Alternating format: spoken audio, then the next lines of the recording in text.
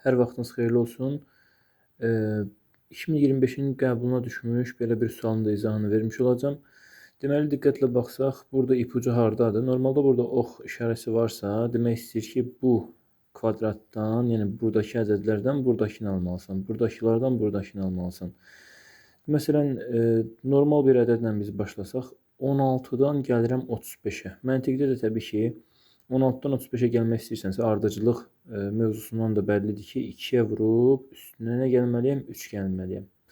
Yenə bunu 2-yə vurub üstünə 3 gəlsəm, həqiqətən də 73 alıram.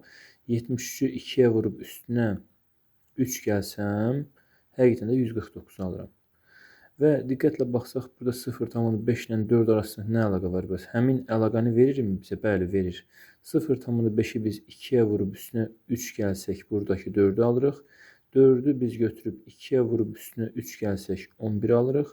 11-i 2-yə vurub üstünə 3 gəlsək, buradakı 25 alırıq.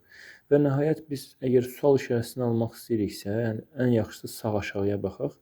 11,5, yəni 11,5. Bunu 2-yə vurub üstünə 3 gəlməliyik. Bunu 2-yə vursaq 23, üstünə də 3 gəlsək, həqiqətən də 26. 26-nı da 2-yə vururuq, üstünə 3 gəlirik, birbaşa sual içərisini alırıq. Yəni 26-nı biz 2-yə vurub üstünə 3 gəlsək 55 eləyir. 55-i də həqiqətən də 2-yə vurub üstünə 3 gəlsək 113-ü almış oluruq. Yəni sual içərisində bizdən soruşur. Cavab təbii ki 55 olmalıdır, yəni B variantı.